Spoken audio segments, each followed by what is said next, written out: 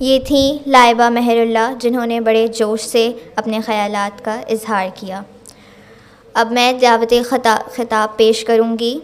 حکیم عبدالحنان صاحب کو کہ وہ ڈائس پر تشریف لے آئیں۔ محترمہ صدر صاحبہ، حاضرین اکرام اور بہت عزیز طلباء و طالبات، بہت مختصر بات کروں گا کیونکہ یقیناً وقت کم ہے۔ حکیم صاحب ہم میں نہیں ہیں، اور اب ہمیں اور خاص طور پہ ہمارے نونہالوں کوئی جائزہ لینا ہے اور ہمیں ان تک یہ بات پہنچانی ہے کہ حکیم سعید صاحب حکیم سعید کیسے بنے، ہماری طرح ایک عام انسان اس مرتبے پر اس عزت اور وقار تک کیسے پہنچا، اور کیوں ان کی زندگی بھی بہت کامیاب رہی، اور جتنی عزت وہ حاصل کر سکتے تھے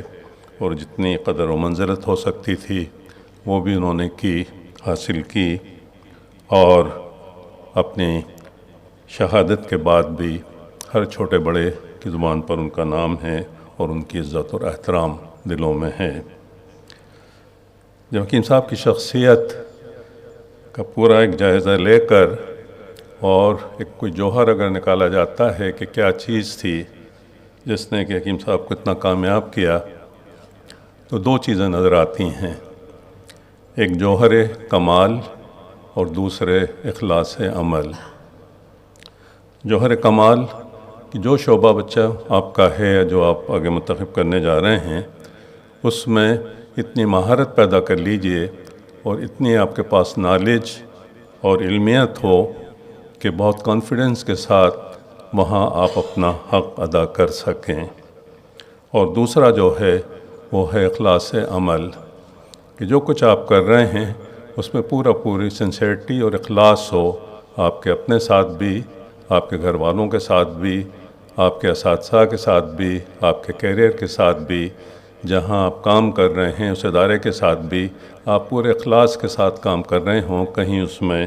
کوئی ذاتی منفعت اور مفاد ناجائز قسم کا شامل نہ ہو، ورنہ انسان کتنا ہی اپنے آپ کو سمجھدار سمجھ رہا ہو اور کتنا ہی کچھ اس کا خیال ہو کہ وہ کوئی دوسرے راستے سے نکال کر خود فائدہ اٹھاتا رہے گا، کبھی نہ کبھی ایکسپوز ہو جاتا ہے اور ناکام ہو جاتا ہے، اور وقت گزرنے کے ساتھ یا تو بدنامی کی طرف چلا جاتا ہے یا نیکنامی کی طرف جا کر اپنے اخلاص عمل کی طرف دلوں میں گھر کر لیتا ہے اور اپنی قدر و منزلت پیدا کر لیتا ہے جسے کہ کبھی ختم نہیں کیا جا سکتا۔ تو اس موقع پر میری گزارش بچوں سے یہی ہے کہ یہ دو چیزیں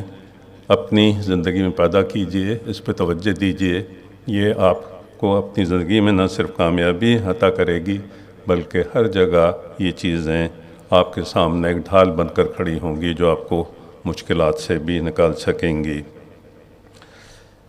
حکیم صاحب کے بعد کا پاکستان، اس کے لیے منیر نیازی کا ایک شعر کافی ہے کہ پائیں چمن ہیں خضر و درختوں کے جھنڈ سا، محراب و در پہ اس کے نہ ہونے کا رنگ ہے۔ شکریہ۔